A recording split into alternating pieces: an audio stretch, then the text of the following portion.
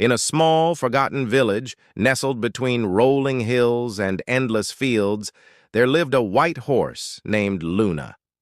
She wasn't just beautiful.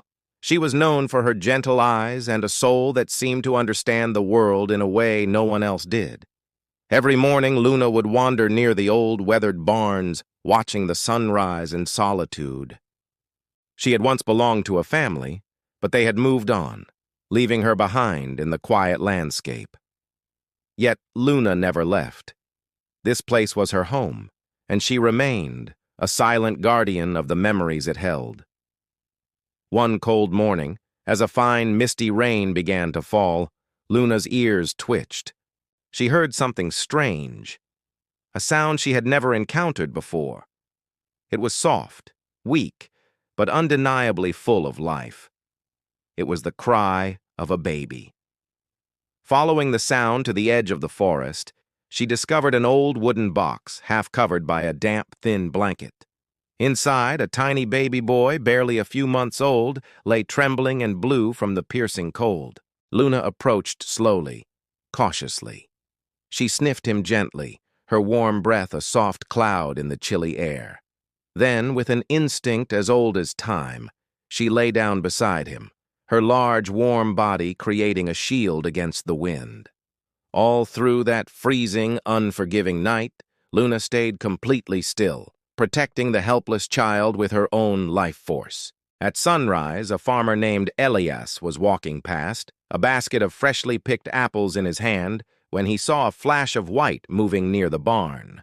As he drew closer, he stopped in his tracks, his eyes widening in disbelief. There was the white horse, lying on the damp ground, and nestled beside her a baby, alive and breathing.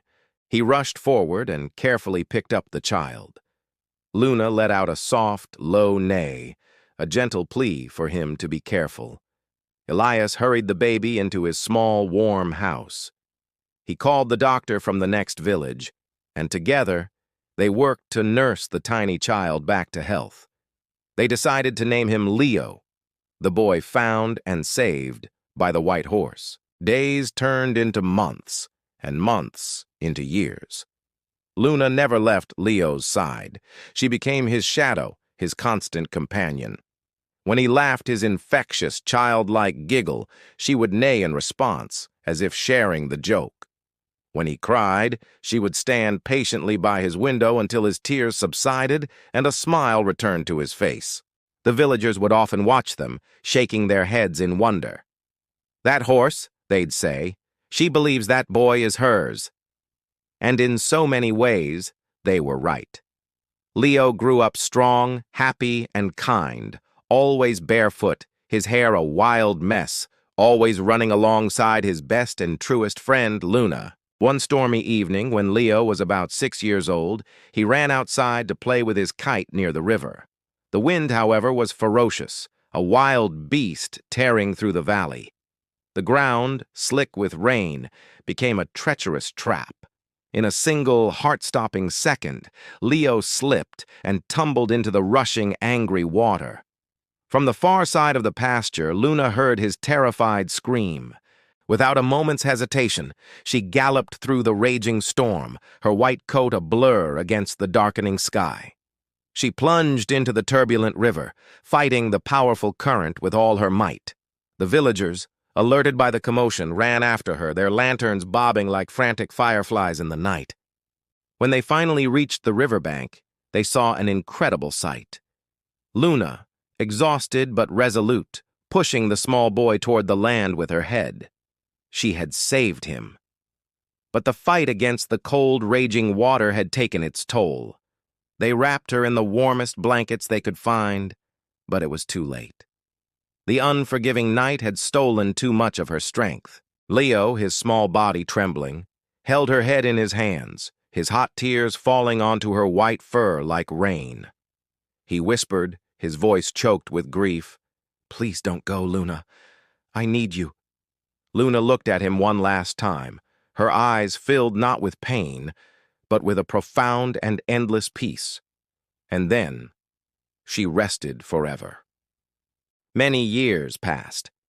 Leo grew into a kind, compassionate young man, known throughout the region for his deep love for animals. He fulfilled a lifelong dream and built a shelter for abandoned and mistreated horses, naming it Luna's Haven in her honor. Every year, on the anniversary of that fateful storm, he returns to the giant oak tree near the river, the very spot where Luna saved his life. He places a single white flower on the ground and says softly, "Thank you for being my family." Sometimes, love doesn't need words. It doesn't come from people or from promises, but from hearts that simply, purely care. For Leo, love had 4 legs, a flowing white mane, and a heart big enough to save his life twice over. Her name was Luna, the white horse who gave him everything she had. Thank you for watching this story with us. If it touched your heart, please consider liking this video and subscribing to our channel for more stories that remind us of the power of love and connection. We'll see you in the next one.